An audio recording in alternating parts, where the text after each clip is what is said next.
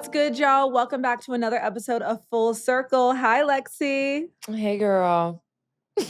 We have a lot to talk about today. No, we Many really thoughts. do. We really do. Well, I believe AU has concluded, and you gave it the goodbye that it deserved. Oh, yeah. We had a time last night, girl. I wish you were still here. You came the wrong weekend, low key.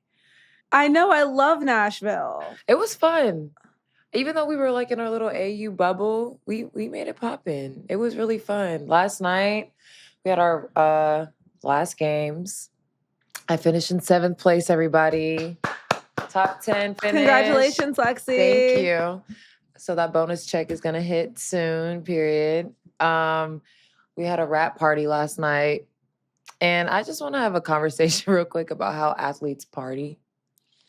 Oh my gosh. It's like, and you went to Georgia, so you are around, you know the athlete party culture. Like when I first learned how to party when I got to college, I was shocked. I was shocked. I didn't even understand. And I'm not even talking about like boy athletes because I be avoiding them like the plague. But girl athletes, like y'all get down. We get down. We get to it. But it's because y'all are very disciplined and you have like such a strict schedule, and it doesn't really matter what day of the week it is because you guys could have work all weekend and then not even get your time to have a little drinkity in. So when it's a Monday night, it's like, it's a joke. It's like an inside joke amongst all, like even college athletes. It's like, why are we going this hard? Like, is there something that we need to talk about? Like, do we need to go to therapy? Are we stressed? Why? I mean, probably. You're professional athletes. We have one day of freedom and you decide to just go crazy. It's actually insane. But you're right. It's just you have so much discipline 99.9% of the time, and you have one opportunity a week sometimes, a month sometimes, to like just not care about anything. And on top of that, I would love to talk to you about the fact that my sister is a Division I volleyball player, and like she's still very young, but her whole life has been consumed with volleyball. When she had prom, she had volleyball practice at 8 a.m. the next day. Me too. Your whole life is that way. Yes. So it's like, of course, when you get older and you're of age to drink and you're having fun with your friends and you're in Nashville and you're having a good time and you've been in AU season all of these weeks, of course you're going to want to have fun. Your whole life has been dedicated to being disciplined for your sport. Literally. But I'm like, why do we have to like go so, it's crazy. Like I'm 30 now. Like if y'all are watching this right now, y'all can see it all over my face that last night was a long night, but it was so much fun. I really can't. Okay, good. You look like you're glowing. Oh, thanks. It's happiness. But I will say, I think that that's a myth about, or at least with our generation it is, about, oh, you turn 30, like you're going to have to be in the house and be locked up and married with 7 kids. And I feel like 30 is like the new 20. 30, flirty, and thriving. Generation. Right? Because I feel like I'm 16 and I'm 24. Girl, I feel 24 is crazy. Right? First of all, can we talk about, okay, when Mariah was in Nashville and we went out to dinner after our live show, which was amazing, by the way. My best friend, Joy, who lives in Nashville, she's 31. She had no idea you were 24, right? So we went to dinner. Mariah, she's like, oh my God, I love Mariah. She's so intelligent. She really has, like, how old is she? I'm like, Mariah is just a baby. And we were just like, what were we doing at 24? Nothing. I mean, I was in the WNBA at 24, but I was still very much a baby. Like, what was I doing at 24? Oh yeah, I was just a professional basketball player. But it's like, it's so crazy because even yesterday I was thinking about, like, in the grand scheme of life, like, even though we have the complaints of how people talk about us, which we're going to get into next, we play basketball. We play a sport for a living. Like, it's so fun. Like, that's why, let's actually get into it right now. Because let's just talk about it. At the end of the day, like, what people say to us, about us, da-da-da-da, I play a game. I play a sport as my job that I love. So like there has to be, we got to meet in the middle as media, fans, athletes. Like we all have to meet in the middle of, this is a sport. This is a game. It's fun. And I don't know, at what point all of that got lost amongst everybody. Like, I feel like we lost the plot of what sports Let me introduce the topic, just in case our listeners don't know what we're talking about. So basically, Anthony Edwards came out and said that he didn't want to be the face of the NBA. I believe right after All-Star Weekend. And obviously everybody's been kind of trying to put this new face on the NBA title onto him. And he basically came out and said he doesn't want it. That's what Wemby's for. I'm good. And then obviously a lot of people had stuff to say about that. And then LeBron James gave his take on it and said, okay, why would anyone want to be the face of our league when the people who cover our league and talk about our league are shitting on it all the time? Thus started a whole debate over the conversation surrounding athletes, the coverage surrounding athletes. Athletes feel like they're being unfairly covered. Media have all different types of opinions on it, which we'll get into in a second. But Stephen A. Smith, we'll just call him by name, basically came back at LeBron, essentially proving his point, saying, well, if we can't criticize you, what the hell can we talk about? And I don't criticize you, and you ruined the dunk contest, and blah, blah, blah, blah. Thus, Lexie, enter your take. It's just like, and we say all the time on Gil, even though people are like Gil and we talk a lot of nonsense, we make a lot of jokes. If you really peel back all the layers, we all are athletes, professional athletes, college athletes at the core. Gil always says, don't tell me why you don't like that player. Tell me why you love this player. Why is that so hard for people to do? You do not, I mean, it's even within life. Like, you don't have to tear down somebody else to uplift this person.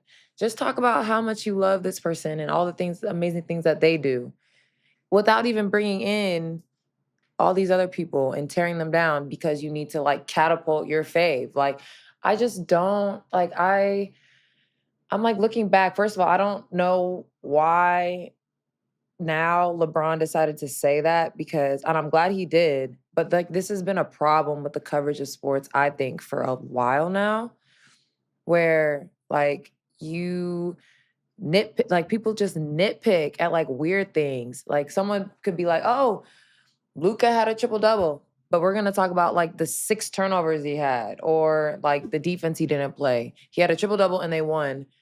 Why do we have to nitpick anything in that moment? Like, I'm all for constructive criticism. And I said that to you on Twitter. There is a very fine line between personal attacks and constructive criticism. And the media is like tiptoeing that line. Like, we saw it with LeBron and Bronny. Why does LeBron's son have anything to do with the 20 plus years LeBron has been in the league? Like, that has nothing to do with anything. Okay. I do have a response to that.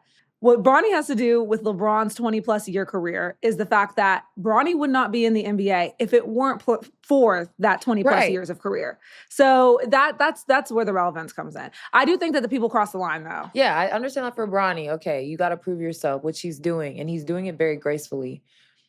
But for Bron, what is that at, like, we know it. And I don't like to throw people's business out, but we know what Michael Jordan's son was doing a few weeks ago. What was he doing, Mariah? Because he made a video about it. Right. Like, that man was getting arrested for a DUI. Exactly. I think that, like you said, there is a fine line between constructive criticism and personal attacks.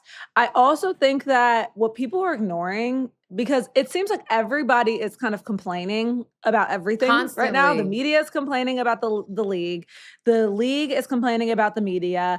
The fans are complaining about both. It's confusing, but I think coming from a sort of media perspective, because I'm on social media, but I feel like my job isn't necessarily to please the athletes I'm talking about as much as it is to please my audience. Right. And one thing I mentioned when I was talking about this on Twitter, also, I don't agree with Stephen A. I want to like get that out because people got confused on Twitter. I disagree. Yeah, I think that he does way too much with, I think he does way too much when it comes to covering athletes and black athletes in particular. And he knows that. Like, I don't care. But I think for me, at least, there is a thirst and a hunger for people to hear about those negative things that media say. And I think it's unfair for media that what they say constantly gets clipped into the very negative part of what they say. For example, that LeBron quote where he says, the media is constantly shitting on our game. He also went on to say he understands that it's a responsibility about being a part of the league, whatever. But nobody heard that part because they just clip it into the tiny clip. But that rage bait comes from the fact that that's what fans want to see. I don't care what the fans say. Oh, we want to hear you guys we want analysis over storylines and blah, blah, blah, blah. As somebody in social media who studies my analytics, they don't. No, they don't. They want to hear more about why the NBA's ratings are low and why Joel Embiid isn't playing. And they want to hear that stuff more than they want to hear about the positive stuff. Now, where the media has a duty is we do draw the line for what they're hearing. And so there needs to be more of a balance. Yeah. I don't think that athletes should be void of all criticism at all, actually. But at the same time, if, like you said, if you're going to talk about LeBron's quote about the media shitting on players for an hour and a half on First Take, you probably should mention the fact that Steph Curry dropped 56 points the night before. Exactly. Like, that should come up at the top of the show, not at the very end. Because fans are thirsting to hear that spicy, who's going to be the face. But people love those conversations, and I love to have them in real life. Yeah. But if you want the fans to direct more of their attention to what's actually happening on the court, then you need to mention that at the very beginning and mention that more. And that other stuff needs to be a smaller percentage. Right. And I feel like transitioning this to like the W, what the coverage of our league is going to look like this summer, because I feel like the last year, the way the women's coverage has shifted and changed. And last summer, like we said, it was very poorly covered. They didn't do the league the justice it deserved as far as the talent, the storylines, everything. They kind of hyper-focused on one thing and just let it go, whatever had to go. Now that the NBA players have mentioned the unfairness, quote unquote, of the media coverage, I wonder how that's going to affect how they cover the W, because I say it all, I've said it for years, the coverage of the WNBA is subpar at best, I think. And I think when they do decide to put some time and energy into it with Drea, Chanae, and Elle, the big three, it's amazing. But that's like few and far between. Like, they have so many other things that they're covering. And WNBA, I feel like, has always been like, back like, there's a WNBA game today. Okay, cool. Y'all three go, turn WNBA up for a few days, and then come back and cover everything else. So I'm very interested to see if this sentiment carries over. Because again, with women, people feel like they got to tiptoe. Like, no, we still want fair coverage. We want analysis. We want constructive criticism. But I hope that they don't, because I just feel like when it comes to women's sports, it's like, it's all or nothing. So it's like, now you've heard what the guys have to say. So now when it comes to the women, they're just like, okay, well, athlete, like, we're just not going to say anything about them. And I hope that that doesn't happen, because this season of the W, I feel like, is going to be the most fun, the most interesting. The storylines are crazy. Like, we might have to be the narrative starters, Mariah, for the summer. Well, I feel like part of that problem comes from the people in power that we're not seeing. I feel like a lot of the blame, whenever we have this conversation about athletes and the media, how the W is being covered, the lack thereof coverage when it comes to WNBA, comes from the people in suits at ESPN, ABC, the networks that we're not seeing. And so everybody wants to blame Stephen A. Smith or this person or that person, but these are the big fish. Like, part of the problem, I think, is the fact that the number one voice we're hearing about sports on every network for every sport probably shouldn't be Stephen A. And this is coming from somebody who I've never played any of the sports that I'd be talking about. I mean, I played them, but like on a very teeny tiny level. I'm not a pro, okay?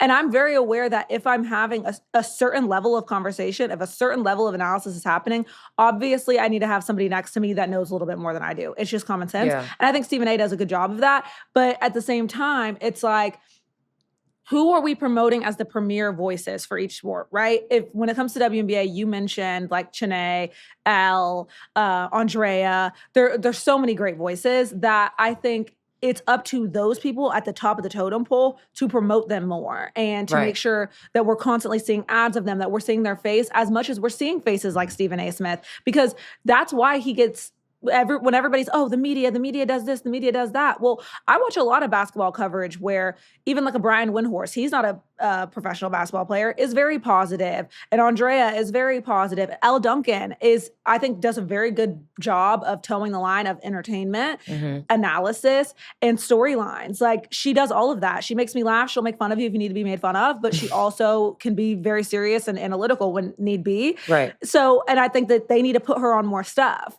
And Janae also, like, obviously she's on NBA Today and stuff, but push her the same way you're pushing all of these other people. And then maybe everybody won't be so angry and the players won't be so angry at the media all the time. Why is everybody mad?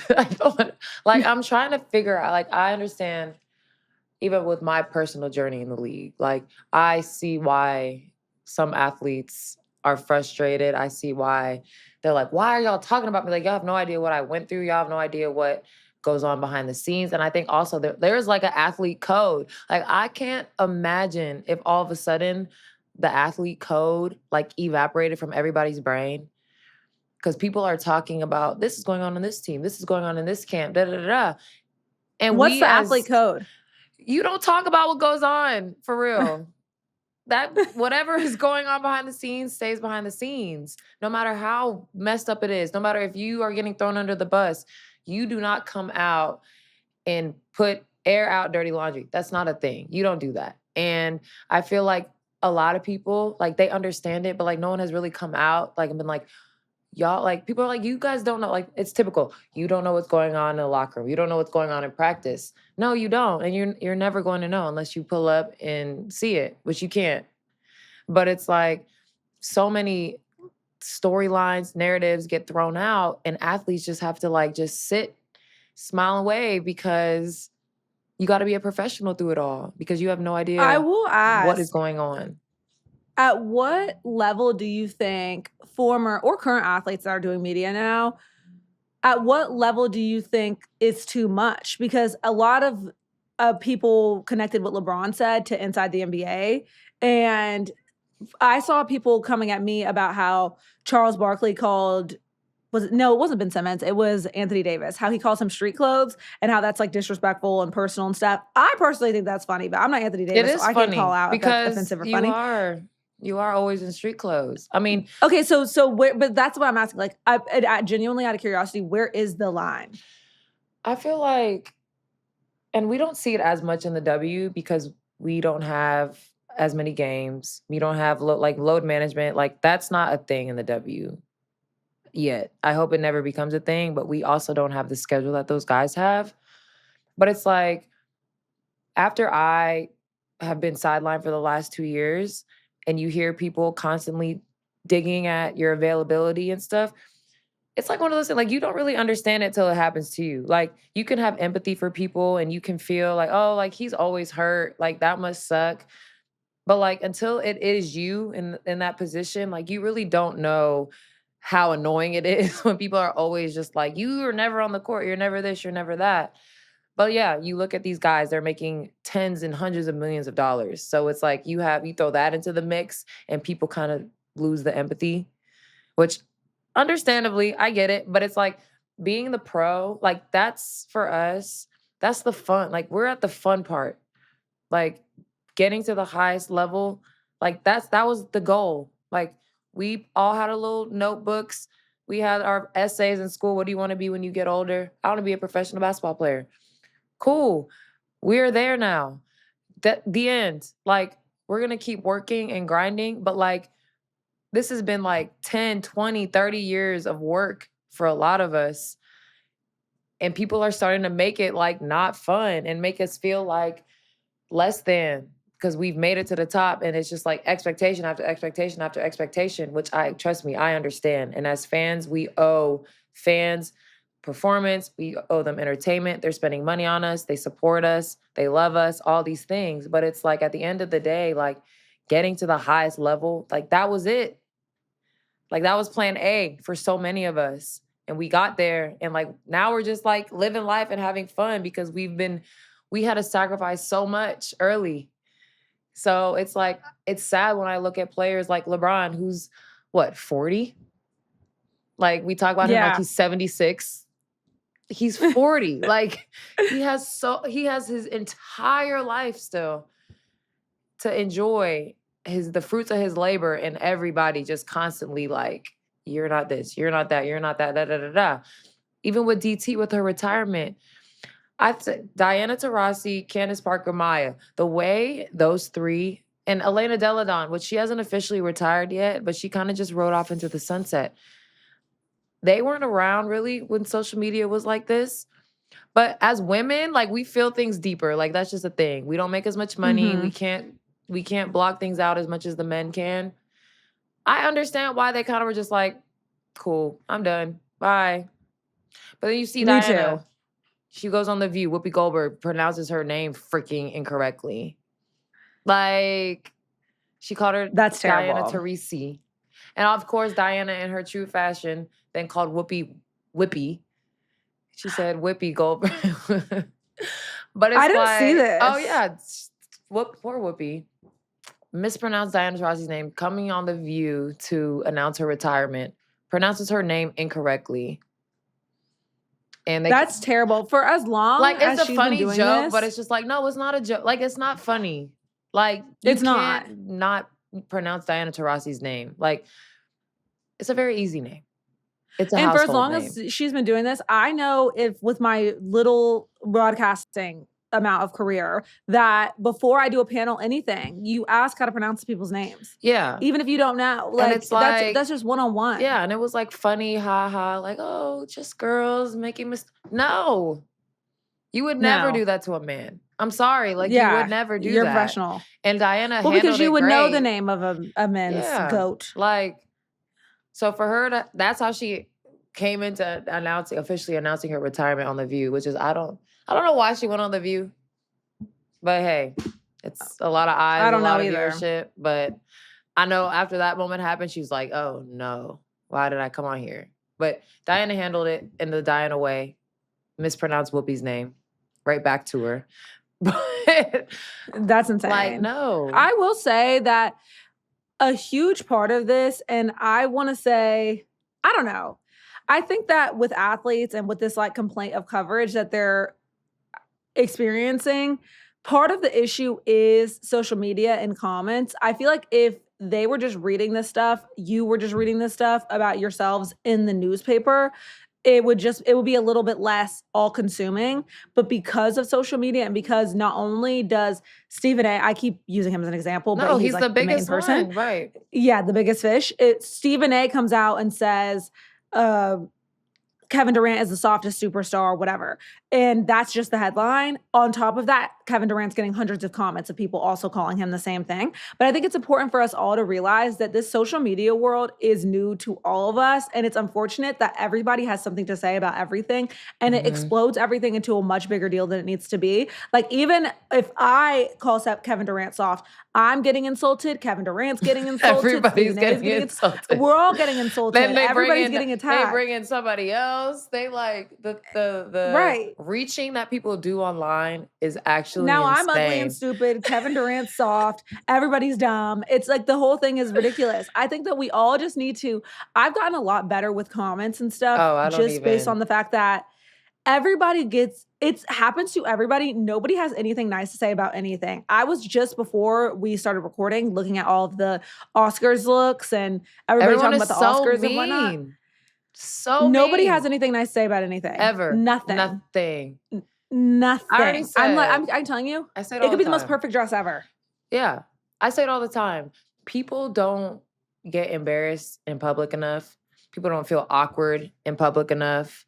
Like, all people need on the internet is one person to be like, I agree with you. And they're like, my point is valid. So I'm going to just keep reiterating this point because somebody out there, they could be across the world, across the country.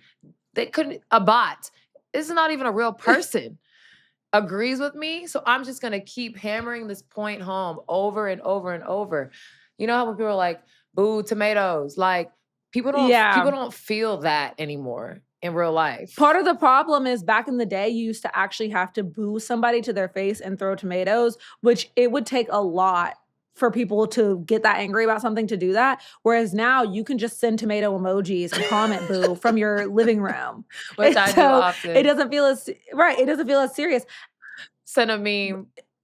And listen, I understand being critical of stuff. I have stuff to say about stuff all the time. I sent somebody's dress to my best friend earlier and I said, this is absolutely horrible. And that's where it needs to go. But I'm not going to comment on their, I'm not going to comment on their Do y'all photo. not have friends? Every time I see a negative comment, I'm just like, you don't have a group chat to send this to. You don't have a bestie to send this to. Never in my life have I looked. No, here's a crazy example. And I'm so sorry to our listeners for this example. My Instagram Reels timeline is absolutely ridiculous and makes no sense. I don't know why I get the videos I get, whatever. Go on my Reels yesterday. It is a page about a man with 5 wives. Okay. The whole page is about this man with his 5 wives. And the entire page is dedicated to them addressing the negative comments about their lifestyle. I don't have any opinion on someone else's lifestyle. I don't care. But every video was them responding to something negative that somebody said under a post that they made. Regardless of their lifestyle, their posts were cringy as hell. I don't care if you have 1 wife, 5 wives. Your content is weird. Like, it's just weird content. Never in my brain did it say, let me type out, I hate your content, it's weird. I kind of internally had my dialogue and I was like, I don't really like this. And I moved on. Now I'm talking about it here. Again, we don't know. I don't even remember the page. I don't remember these people's names. I just remember seeing it, feeling how I felt, and I just moved on. Why is that so hard for everybody to do? Like, I think we as public figures, I think that, again, people are insecure. So when somebody comes at your lifestyle or something like that, and another thing that is new to me from being online is people writing things about me that are wrong. Like one thing that I've really had to control myself. Incorrect. This happens to you all the time with people assuming things about your health. And I'm sure this happens to other people who get made fun of about their health all the time, like a Ben Simmons or a Joel Embiid or you. Like I'm sure that is very annoying. But at the same time, I've learned that social media has given people the unique ability to all be in the public eye. Like I'm just a girl in my room and I'm now in the public eye. And it's like people are gonna have something to say about me regardless, whether it's true or not. And I have to have enough self-control to know that being able to do something cool like play basketball for a living or make videos for a living or talk about sports for a living, the downside to that is people are going to say stuff. And the sooner we accept that and move on and stop giving it the attention, the sooner it's going to slow down. Exactly. People get fully famous off of being trolls and being haters and talking about people and making fun of people. Like, it's time to stop paying so much attention to that. It's going to happen. It's a reality of the situation. Shit, some people get famous because nobody likes them. Right. Like, I see pictures and posts, and it's not a single nice thing is said. But they keep but again, it's like something off. People clearly don't like your content. They're mean to you. Like, that just can't be good mentally for anybody. But they continue to post because it's engagement, it's money. Like, I get it from like a lifestyle standpoint. It's easy money. But I don't like negative things being said to me, whether they're true or not. But like, there are people who literally make a living pissing people off. And I don't understand. But here's the thing, who's scarier? The person making a living off of being pissed off, pissing people off, or the people enjoying being pissed off so much that those people are getting hundreds of thousands of views. Exactly. You get what I'm saying? I don't understand. Who's scarier? Everyone is mad. I almost think that it's impressive. It's very impressive. Being able to monetize rage has been like, it's something to me that my mind just simply cannot comprehend. If I post something or if I say something, even before I put something out, I literally go in my mind internally, will this upset anybody? Same. Like, but that's sad, but same. But it's like, okay, so then yes, okay, we're gonna go through our little tree chart of how I put out content. Okay. Will this make people mad? Yes or no? Okay. No. Good. Post. Yes. All right. Who? We figure out who. Okay, it's going to make this little sector mad. Why? Okay, that's not a good reason why. So I'm going to post it. Like, I just wish people like had that internal dialogue. Like, obviously you don't post things and do things for people to like it. Everyone's not going to like everything that you do. But if you can get a point across without being offensive. You can get a point across without hurting somebody's feelings, unless something that they're doing is egregious. Obviously, these people, they deserve to be spoken about how they're being spoken about. But also, no, they don't, because they're egregious. We should actually just ignore them and send them But into that's what I the was about to abyss. say. What you said about choosing who you're pissing off, because to be honest, everything that you do, especially as Black women, let's be real, everything that we do is going to piss somebody off. Right. We just have to ask ourselves, who exactly are we pissing off? Like, to be honest, I'm gonna be real with y'all. Lexie has nothing to do with what I'm about to say. Oh, God. If I'm pissing off like older repubs, white men, I'm cool with that. Like, if they're pissed at me, I'm so fine with that. Like, I am so cool with that. Now, if I look at what I'm about to post and I'm like, I just might, there's 1% chance that I'm gonna piss off the girls or the gays or Black people, it's not getting posted. I'm Right. sorry. Those are groups of people, not only are they way too funny for me to want them to be mad at me, I don't want to be a meme. I don't want them insulting me. The main I'm off character. that. You do not want to be the main character of Black Twitter ever Right, in your life. right, ever. So if I'm gonna piss the girls, the gays, or Black people off, that's just not gonna happen. Now, if I'm pissing off like the pubs, I'm cool with that. And again, it's just like, why? Tell me why. I'm a big make it make sense. So I'm a very understanding person. I love to learn. One of our clips from our free agency emergency episode was going crazy on Twitter from a page that actually I had blocked. He'll probably watch this now. So shout out to you. I don't remember his page name, but he was blocked. It was about us talking about players wanting to go to Indiana for free agency. And you already know how people felt about me and my comments about the rookies and all that kind of stuff. But again, people clip certain things because like it's an art. It is a skill to clip 15 seconds of an entire conversation that you know is going to start a dialogue. And I have fallen victim to that quite a many times online. And again, I don't care. Exactly. We don't care because when you listen to the totality of the conversation, you know that I didn't say anything wrong. I didn't say anything bad. I didn't say anything harmful. I didn't say anything negative. But in this little clip, it's going to start a dialogue. And that getting in media and getting in social media, specifically podcasting, I understand that's how you get people to come watch your videos or talk about them. And that just the game is the game. Oh, well. But as long as I've always stood firm and, okay, like y'all can be mad at me for this 10-second clip. I know what I said in the entire conversation. So I don't care what y'all are saying. So now everyone's like, oh, we love this podcast. We love Lexie and Mariah. Great, because we've been saying this the entire time. If Indiana said, Lexie, do you want to come play here? I probably would have said yes. Like, what? Are you kidding me? No, it's real. Like, please. But also people on social media, this has been something that I, as somebody who gives my opinion about a lot of stuff, get attacked for so often. I'm going to change my mind about stuff and feel different ways about different things depending on who I'm talking about, what weather it is outside. Like, that doesn't make me a hypocrite or wishy-washy. I'm just a normal person. For example, I'm currently getting attacked on the internet because a couple weeks ago after Kendrick Lamar's Grammy sweep, said, okay, we're both Drake girls. Girl, don't even get me started. Last night, me and my friend were in the car screaming, you can never make me hate you, Drake. They can never make me hate you. His album with Party. Right. Come on, guys. So, okay, that's funny because I posted a video of me dressed up as Drake for Halloween where I said, funny. They can never make me hate Drake. And I was getting attacked and being told I have no morals because I am a Drake fan, right? And so then after the Grammys, I made a video and I was like, okay, this is kind of crazy that all of Drake's peers and coworkers, aka the music industry, are singing this song, calling him a PDF file. Like, I'm side-eyeing that. I'm sorry. Not one person is like, hey, that's my friend. I'm not going to sing that. But everybody, that's crazy. First of all, I do want to say, I have taken a hiatus from rap music as a whole. I hate it.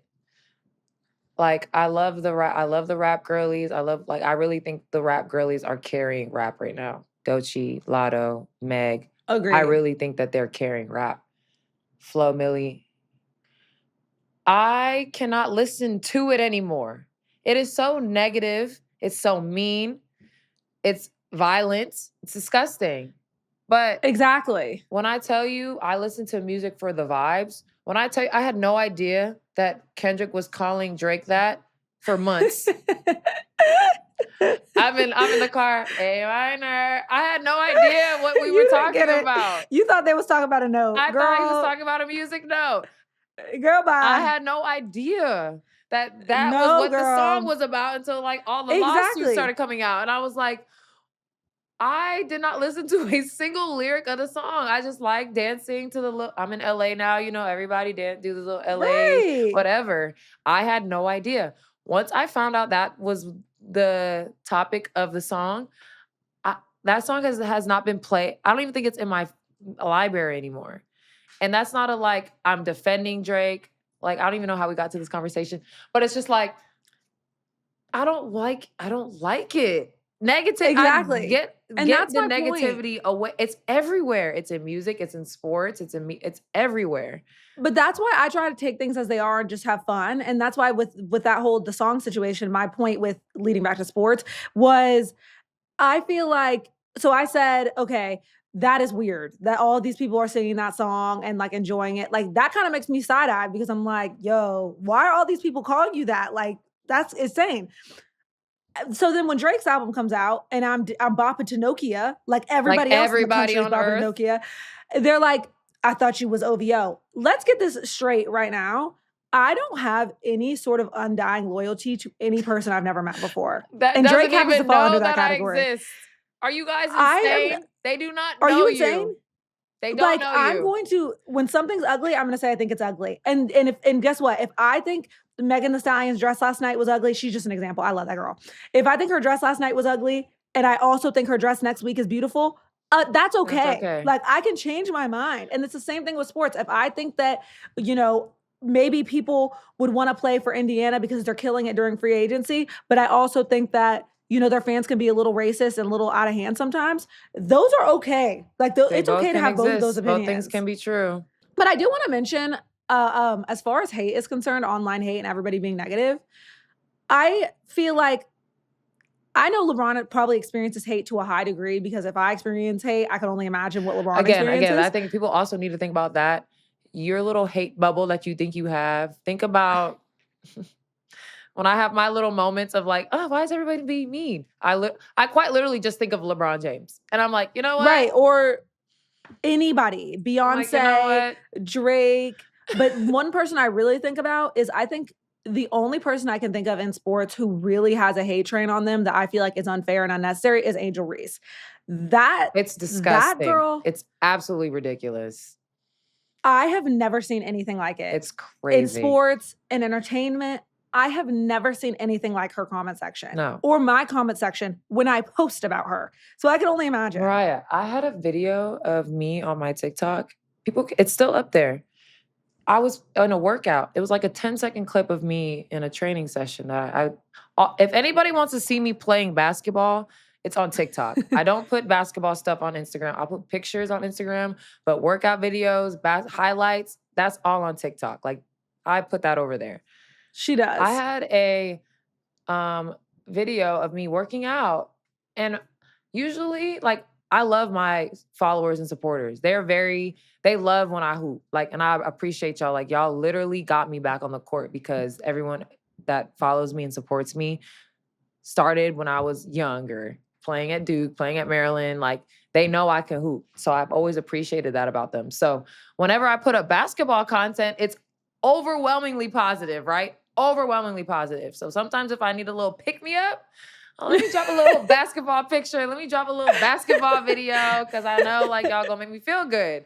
I put up this video and it was just negative. And I was just like, it was just me shooting jump shots, which like, it's not cap. Like, that's the thing. Sometimes players will post something and they'll be like, that's not even you.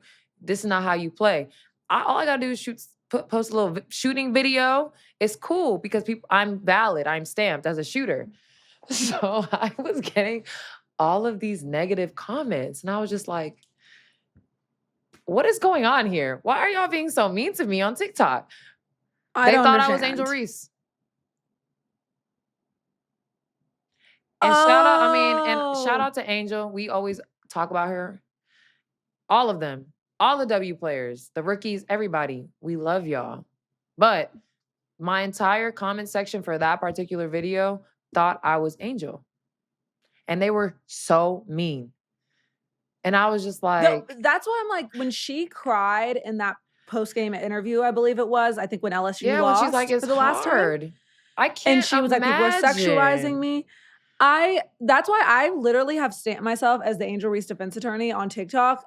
She could be wrong and I'm going to pretend I don't see it because that's going to get clipped and they're going to use that against me. Lord help me. But anyways, because I think that the hate that she gets is so forced and it's so very unfair. Unwarranted. And she's a kid. And also, I want to mention for all of you, I think there's this, and we could probably do a whole episode on just this particular topic, but when it comes to being a woman and things that women get criticized for that men don't, i.e. body image, i.e. being sexualized, things like that. When Angel says something like, I'm constantly being sexualized, and then she puts on something sexy and y'all say, see, you want to be sexualized. There's a difference between being sexy and being complimented and, appreciating a woman than sexualizing her and being weird and being OD. Right. Like, and that I see that come with WNBA players all the time. It's like this weird, like, y'all want they want y'all to be sexy because that makes them able to appreciate you and pay attention to but you then more. you are sexy and now stop. But I'm just like, okay, the happy medium between that is be yourself. Yeah. Like, wow, that's a word. Don't pander to what people want you to be or don't want you to be. If you are just simply you and people have an opinion about it, it's not going to bother you. Like, for me, for example, I remember being in high school and college, like posting bathing suit photos and photos with your shirt. Like, no, don't do it. You cannot do it. Like, and I feel like as a young girl, you shouldn't probably put pictures up in your bathroom in your bikini. Now, if you're at the beach, if you're at the pool, do whatever you want. That's just how I was raised. And if you do something differently, I don't judge you. I don't think you're a bad person. But like, there are societal norms that you have to kind of think about when you put something out there to be consumed. And that circles back to what we were talking about. When you put something out there to be consumed and commented on, it's going to be consumed and commented on. But exactly. the overwhelming negativity is insane. But I remember I didn't really get comfortable posting on my socials, like posting on game days, posting night before games. I didn't really get comfortable with that until maybe like 5 years ago. Like, yeah, there's certain things, like even as a professional athlete, you're always constantly thinking like, oh, this person's gonna look, this person's gonna think. That's things that people that are not athletes, that don't have a front office, that don't have a GM, that don't have brands and sponsors looking at you, they don't have to think about stuff like that. But I agree with you. The hate that she gets is insane. And once I realized that the comments were not to me, I didn't my feelings weren't hurt because I was like, they don't think this is they're not commenting about me. But I've seen her comments. I've seen things that people say to her. And I've always had a lot of empathy and I've always felt really bad about that because what are y'all doing? But once I saw that in my comment section, it was like a switch was flipped in my brain. Like, she sees this every day, every hour, doing something that she loves. She's literally leveling up in every aspect of her life. Whether y'all like it or not, it's happening. That was like mind altering. I would Like, have to switch my comments. Like, that is a power move from her because I would have to switch my comments to where only off. people I follow could comment Turn me. them off. There is no way I would be able to sit and look at that all the time and keep my head high the way that she does. And that's another reason I think that this is so important and what we're talking about with coverage is so important because I feel like a lot of shows think that they're checking off their WNBA coverage box by talking about whatever Angel Reese is doing this week that may not be about what she wore on Wild and Out or something. Like grown ass men on sports network television talking about what Angel Reese wore on Wild and Out. Y'all are weird. That is not covering women's basketball. That is weird. And that is sexualizing her. And even if it's positive, it's weird. We are professional athletes. Cover the sport.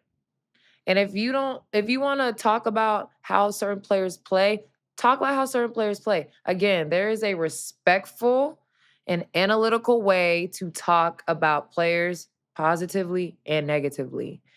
Everything that everybody says now that I'm seeing, I'm like, again, I'm so happy we're doing this show, especially when the W season starts. Because however I'm playing, however the Storm is playing, wherever we're at, like we're going to talk about where we are as a team. We're going to talk about stats. We're going to talk about analytics. We're going to talk about other teams. We're going to get into it because it is severely lacking. And I thought after the college season, after how amazing the W season was, it was going to improve. And it has gotten worse. I didn't think it could get worse. Have you heard anything about women's college basketball this year? Anywhere? Really? Not really outside of Juju. and a little bit of even with Paige. Juju, it's still very minimal. Like, I have been in complete disbelief of the coverage of the women's college game this year because yes, there's not a Caitlin Clark, there's not an Angel Reese, there's not that rivalry right now. But there is some very good basketball being played by a lot of players, and it's just being like kicked to the side. And I'm just like, I don't understand it. Like, for example, this is a perfect example. Hailey Van Lith. Her redemption arc this year has been incredible. Absolutely amazing. They just won the Big 12 title at TC freaking U. Like, no one is checking for TCU. Hailey Van Lith gets there. She turns it around. Like, okay, let me ask you a question. What are we? Y'all and this is just coming from. Y'all don't have anything this is to coming say? from a fair weather fan. Okay. I'm curious. I don't know. TCU is giving me. Y'all should be grown. Like, yeah, no, they're old. They got a lot of grown ass women on that team. They do, but so do the men. Hey, no, they do that too. That's how college should be. That's what I'm saying. There's a lot of grown ass women on that team. It's so funny. It's like people are like, she's in her 4th, 5th year. Yes, she is. But it's like, I know y'all are used to 12-year-olds being in the league in the NBA, but like, no, like there was a time where whole championship teams were like 22, 23, 24 years old. But Lexie, you know I'm not talking. You know I'm not talking about 4th, 5th. I'm talking about 5th, 6th. They're old. They are old. But again, so you better win. You gotta do what you gotta do. You better win. Yeah, you gotta do what you gotta do. You better win. You better win. Hailey, imagine you're leaving. You're walking home from geography class, and you got to guard a 27-year-old. I remember my senior year of college. I was like, I'm done. I was 23. Get me out of here. The fact that these girls and guys stay in college as long as they do, hey, get your degree. I'm all for it. Trust me. Get all you can get. It's not just about the degree. Money, we learned it's about the bag. Yeah.